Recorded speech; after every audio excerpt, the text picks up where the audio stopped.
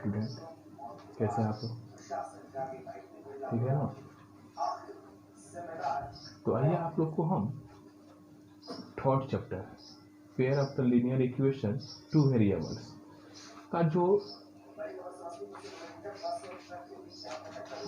Main topics था, जो notes था, उसको हम आप लोगों को सेंड कर चुके थे ना।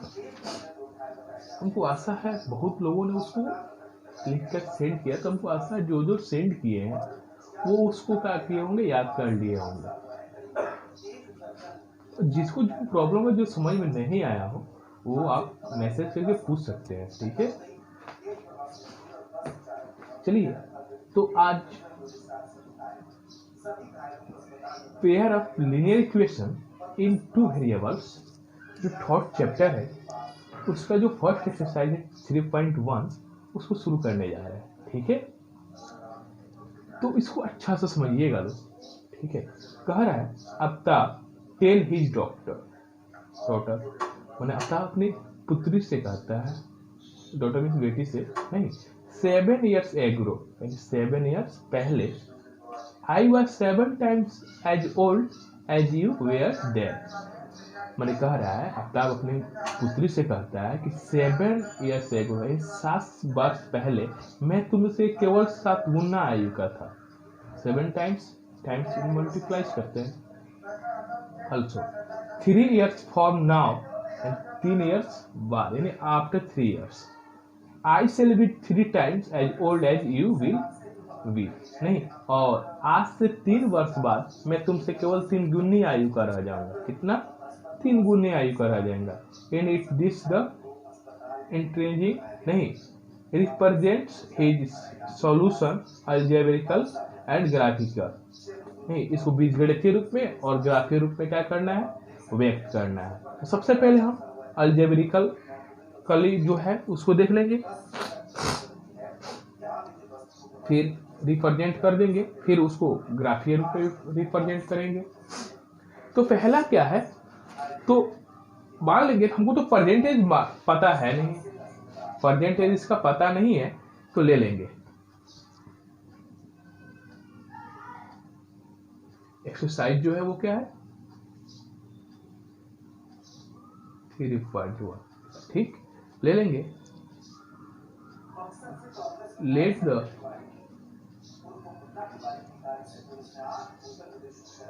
present age of Aftab X years, ठीक है? क्या ले लिए? आफ्ताब का उम्र जो है वो X years हो गया, एंड द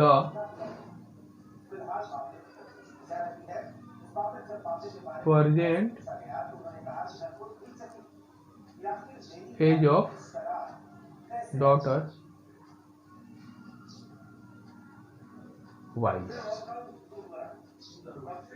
2 वेरिएबल्स है, 2 वेरिएबल्स लेंगे, नहीं 1 वेरिएबल्स रहता तो बस x लेते, 2 वेरिएबल्स है तो 2 वेरिएबल्स लेंगे, ठीक है? अब अकॉर्डिंग टू द इक्वेशन,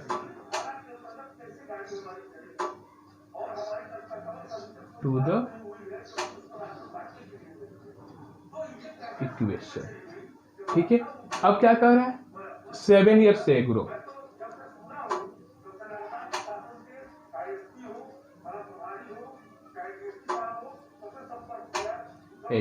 नहीं 7 years ago, तो अब तो आपका एज क्या हो जाएगा, मान लीजिए अभी आपका एज 15 years है, कितना ईयर्स?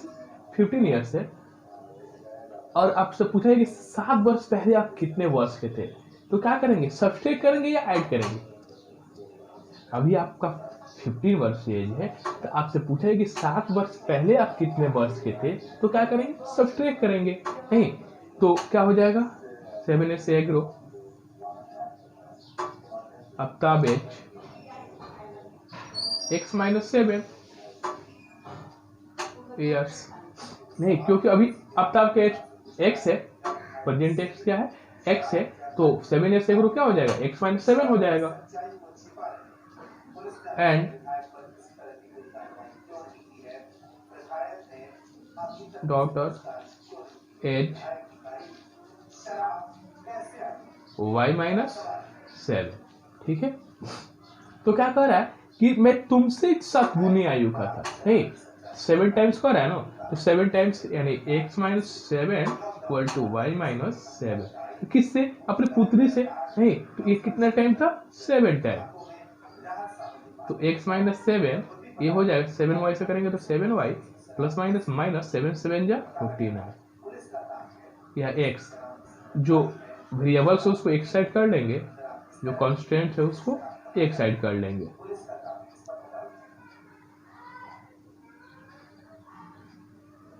ये हो गया इक्वेशन 1।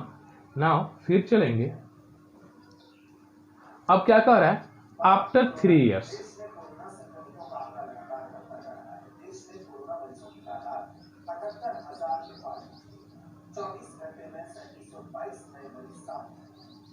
आफ्टर 3 इयर्स 3 इयर्स बाद क्या हो जाएगा? Aftab as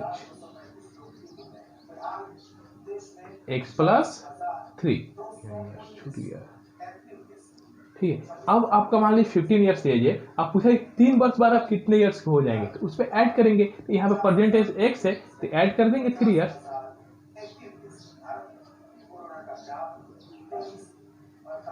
and daughter as क्या हो जाएगा? y plus 3 years. ठीक है, अब कह रहे हैं कि मैं तुमसे बस 3 टाइम्स नहीं 3 गुना ही एज का रह जाऊंगा। तो ऐसे ही जैसे ये यहाँ पे किए हैं, यहाँ पे भी 3 से मल्टीप्लाई कर देंगे, जो छोटा रहता है उससे मल्टीप्लाई करते हैं। 3y प्लस 9 या x, इसको भी इधर भेज देंगे, 9 प्लस भी इधर जाएगा तो माइनस में, या x minus 3y equal to कितना आ गया? 6। ये तो आपका हो गया अलजेब्रिकली, नहीं रिप्रेजेंट कर दिए। और अलजेब्रिक जो मेथड है उसमें क्या कि इसको रिप्रेजेंट कर दिया, और ग्राफिकली करना है। नहीं तो ग्राफिकली में करने के लिए आइए सबसे पहले यहाँ पे इक्वेशन 1 से चलते हैं। इक्वेशन 1। ठीक है, इक्वेशन 1 में क्या है? 42 या x रहने देंगे -42, ये प्लस में इधर जाएगा तो मतलब माइनस इधर जाएगा तो प्लस में हो जाएगा। नहीं, अब देखिए क्या करते हैं, अब एक टेबल तैयार करते हैं। अब यहाँ पे क्या करते हैं? एक टेबल तैयार करते हैं।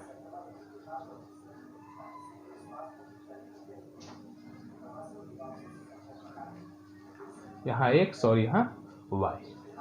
अब 2 ही भी कर सकते, 3 भी कर सकते हैं। अब देखिए, अब यहाँ y का वैल्यू रखना है, तो यहाँ पे y का वैल्यू रखेंगे तो x का वैल्यू निकल जाएगा। निकलेगा कि नहीं निकलेगा? यहाँ पे अगर हम y का वैल्यू रखते हैं तो यहाँ पे x का वैल्यू निकल जाएगा। कब ऐसा वैल्यू रखें कि जो x का वैल्यू है वो छोटा है ना। तो अगर हम यहाँ पे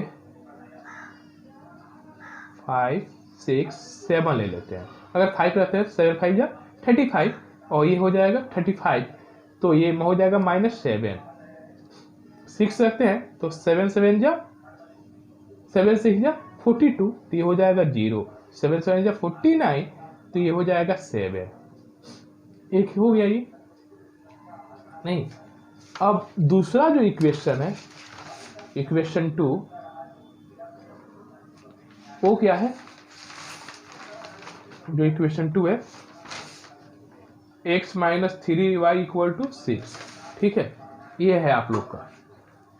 यह x बराबर 3 माइनस में इधर जाएगा तो प्लस में।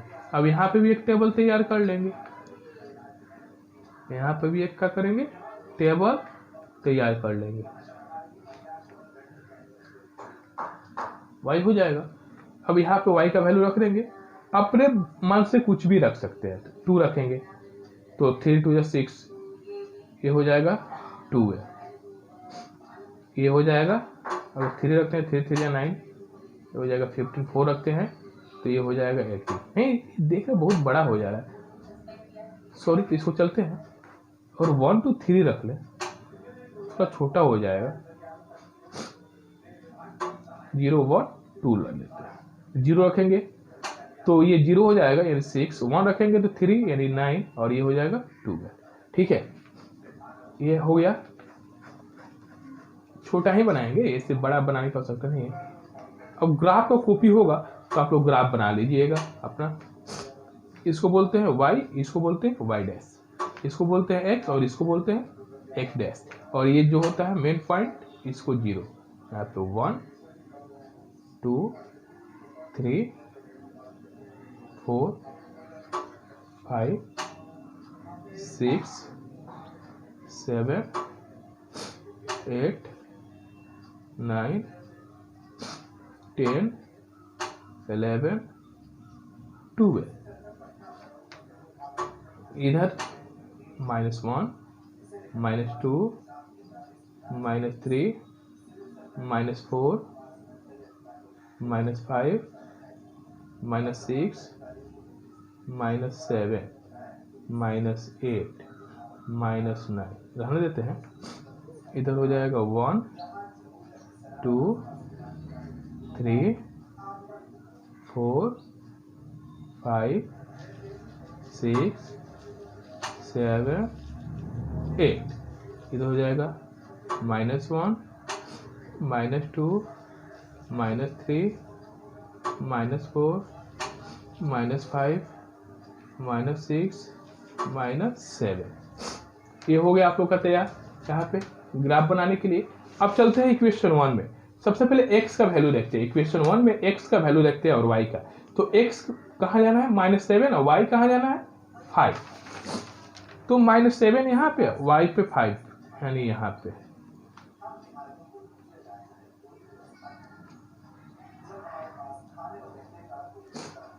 ठीक है, फिर जाना है 0 और 6, 0 और 6 यानी यहीं पे रह जाएगा। तीसरा जाना है 7 7 7 7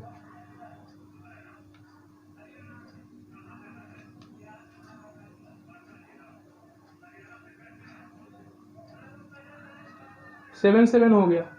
अब क्या करेंगे, इसको मिला देंगे आपस में। स्केल नहीं है इसलिए इसको आपस में मिला देंगे, सीधा जाएगा यहाँ से ऐसे। ठीक है, आपने देख लीजिएगा इसको। और फिर इक्वेशन 2 में चलते हैं। x का वैल्यू 6, y का वैल्यू 0 यानी यहीं पे रह जाएगा। फिर 9 1 9 1 फिर 2 12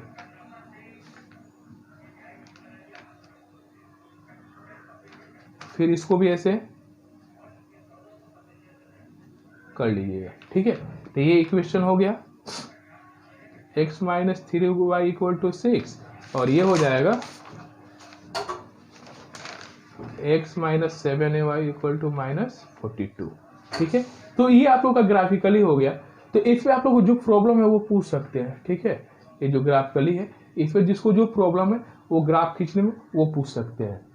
इधर से आप लोग देख लीजिएगा, जो जिसको जो प्रॉब्लम होगा वो पूछ लेगा। ठीक है,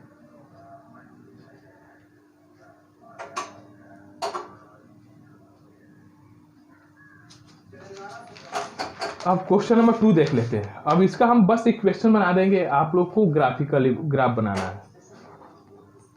क्या कह रहा है, बस एक ही बताएंगे, ऐसे ही आप लोग को इसको बनाना है। कह रहा है the coach of A cricket team by 3 bat and 6 ball of RS 300 3900 and 3900 later she buy another bat and 2 more ball of the same kind of RS 1300 represent is the solution of algebraically and graphically। यानी एक cricket team के coach है जो 3 bat और 6 ball 39 रुपए में खरीदता है। फिर उसी प्रकार का एक बल्ला और 2 गेंद 1300 रुपया में खरीदता है। तो इसको कह रहा है बीजगणितीय और ग्राफीय रूप में क्या कीजिए, व्यक्त कीजिए। नहीं तो ले लेंगे let the cost of a bat equal to RS X रूप नहीं and cost of a ball RSY, ठीक है,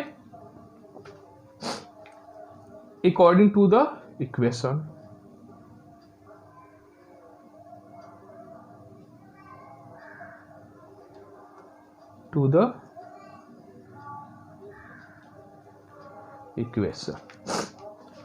तो कितना वाला जी 3 वाला 3x plus 6y equal two equation 1 और क्या कह रहा है and x plus 2y equal to 30 equation 2।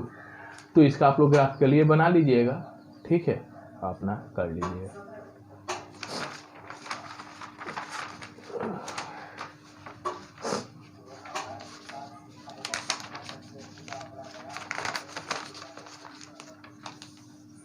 अब 3 नंबर का तो हम इक्वेशन भी नहीं बनाएंगे, बस क्वेश्चन समझा दे रहे हैं, आप लोग खुद से सब बनाइएगा, ठीक है।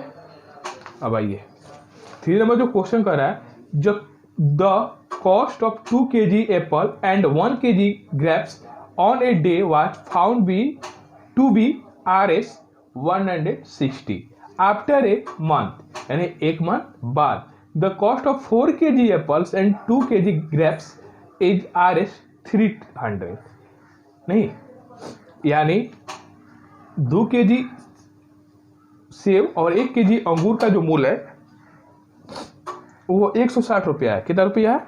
160 रुपया। और एक मंथ बाद 4 kg सेब और 2 kg अंगूर का जो मूल्य है वो कितना रुपया है? 300 रुपया। Correct represent is the solution algebraic and geometrically, नहीं, इसको बना लेना है। तो मान लेंगे let the cost of 1 kg of apples equal to Rs x and cost of 1 kg grapes Rs y, ठीक है, अकॉर्डिंग टू द इक्वेशन से बना लेंगे, ठीक है। तो ये आप लोग का होमवर्क है, ये दो क्या है? होमवर्क है। अब आइए 3.2 भी देख लेते हैं। पहला क्वेश्चन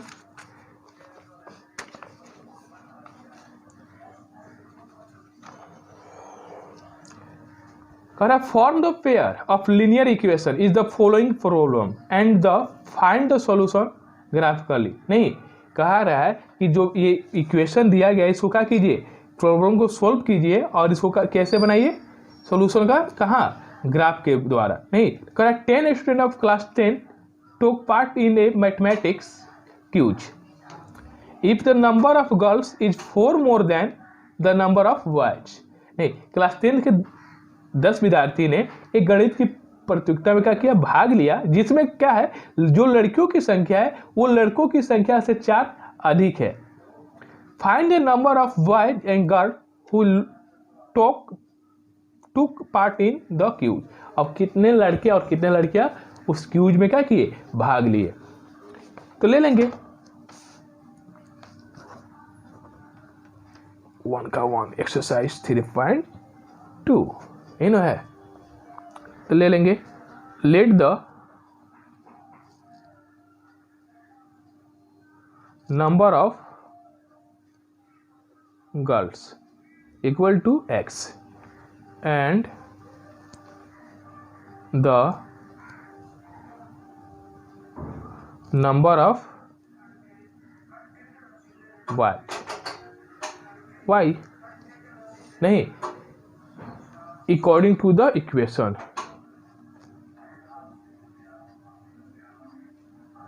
according to the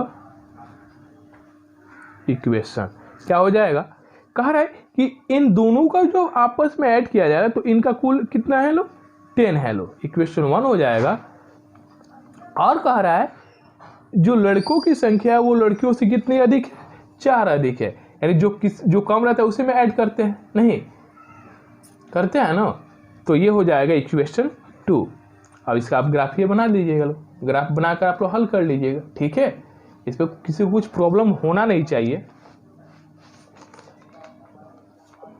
अब देखिए बस जैसे पिछले क्वेश्चन में देखे हैं उसने कहा है 5 pencil and 7 pens together cost of 50 rupees नहीं, where 7 pencil and 5 pen together cost of 46, find the cost of 1 pencil and that of 1 pen नहीं, यानी 5 पेंसिल प्लस 7 कलमों का मूल्य जो है 50 रुपया है और उसे ही 7 पेंसिल और 5 कलमों का जो मूल्य है वो 46 रुपया है। तो एक पेंसिल और एक कलम का मूल्य ज्ञात करना है, तो मान लेंगे क्या, let the cost of a pencil equal to x नहीं and cost of a pen equal to y according to equation. जो इक्वेशन उससे हम क्या कर लेंगे, सोल्व कर लेंगे। ठीक है,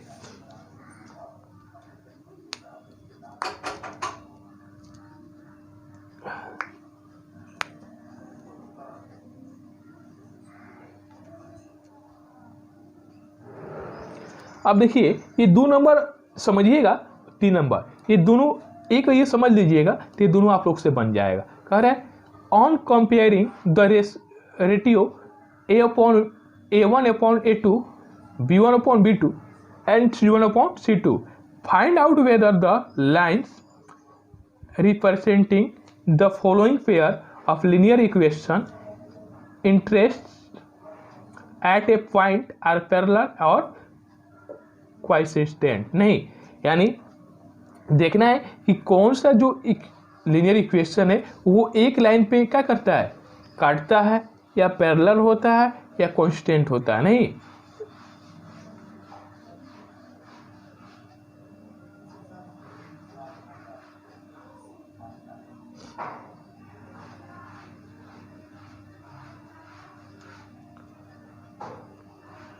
सबसे पहले इसको हम समझ लेंगे यहां से।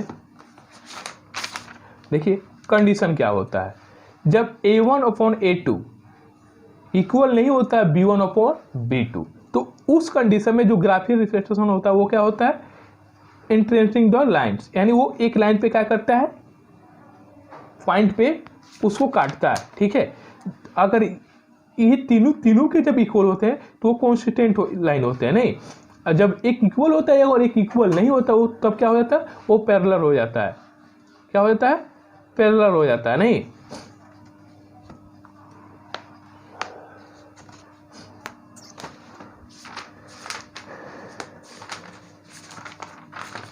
तो देख लीजिए इक्वेशन 1 क्या दिया गया है, 1 में दिया गया है let 5x - 4y8 equal to 0, equation 1 7x + 6y - 9 equation 2।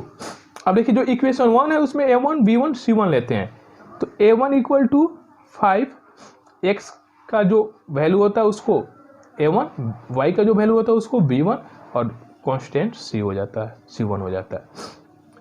B1 equal to -4, C1 equal to 8, A2 equal to 7 equation 2 में, B2 equal to 6, C2 equal to -9। अब कंपेयरिंग कर लेंगे, comparing A1 upon A2 5 upon 7, B1 upon B2 -4 upon 6, 2 2 जा 4, 2 3 जा 6 and C1 upon C2 8 upon -9। तो हम देख रहे हैं ये जो दिया गया है वो किसी से इक्वल नहीं है, यानी A1 upon A2 equal not B1 upon B2 equal not C1 upon C2 नहीं। तो जो इसका वैल्यू होगा, जो आंसर होगा क्या होगा, वो इक्वेशन जो होगा इंट्रिकेट ए पॉइंट नहीं, वो एक लाइन पे क्या करेगा, उसको काटेगा। लिख देंगे यहां पे